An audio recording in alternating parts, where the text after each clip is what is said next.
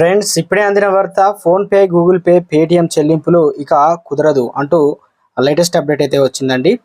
వీడియోలో పూర్తిగా చూడండి, కంప్లీట్ ఇన్ఫర్మేషన్ అయితే మీకు అర్థమవుతుంది. ఇంకా ఎవరైనా సరే ఛానల్ సబ్స్క్రైబ్ చేయకపోతే వెంటనే ఛానల్ సబ్స్క్రైబ్ చేసుకోండి, బెల్ బటన్ యాక్టివేట్ చేసుకోండి. ఇలాంటి ఇంపార్టెంట్ ఇన్ఫర్మేషన్ మిస్ అవ్వకుండా మీ ఫోన్ నోటిఫికేషన్ వస్తుందండి. చాలా మంది చూస్తున్నారు, లైక్ చేయడం మర్చిపోతున్నారు. వెంటనే లైక్ చేయండి. ఇన్ఫర్మేషన్ మరింత మందికి రీచ్ చేసిన తర్వాత ప్రతి చిన్న ట్రాన్సాక్షన్, పెద్ద ట్రాన్సాక్షన్ ఇటీవల కాలంలో క్యాష్ వాడడం విపరీతంగా తగ్గిపోయింది. ఇక ఫోన్ పే, గూగుల్ పే లాంటివి రావడంతో ఇక ఒక నెల చూసుకున్నట్లయితే దాదాపు 24 లక్షల కోట్లు ఈ రకంగా ట్రాన్సాక్షన్లు అయితే జరుగుతున్నాయి. ఈ తరుణంలోనే ఒక కొత్త రూల్స్ జులై నుంచి అమలుకైతే వచ్చిందనమాట.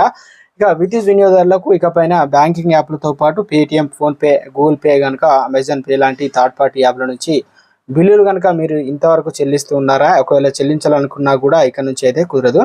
ఇలాంటివి రిజర్వ్ బ్యాంక్ ఆఫ్ ఇండియా అనగా ఆదేశాల మేరకు ఇలాంటి థర్డ్ పార్టీ సర్వీస్ ప్రొవైడర్ల ద్వారా బిల్లులు చెల్లించడాన్ని జూలై 1 నుంచి నిలిపివేసినట్లు రాష్ట్ర విద్యుత్ శాఖ అయితే తెలియజేసింది. కొత్త గైడ్లైన్స్ ప్రకారం ఇక నుంచి అయితే కుదరదు.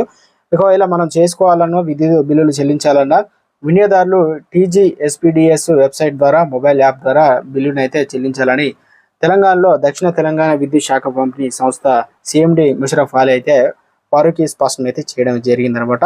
ఆర్ఓ కార్యాలయంలో కానీ విద్యుత్ బిల్లులు చెల్లింపులు అవకాశం కల్పించినట్లు కూడా మరోసారి అయితే తెలియజేశారనమాట. ఇక నుంచి ప్రతి దాంట్లో కూడా అమెజాన్, ఫోన్పే, గూగుల్ పే లాంటివి కొత్త నిబంధనలు అయితే తీసుకువస్తున్నారు కాబట్టి ఇవన్నీ కూడా ఇక నుంచి అయితే ఇలా చేసే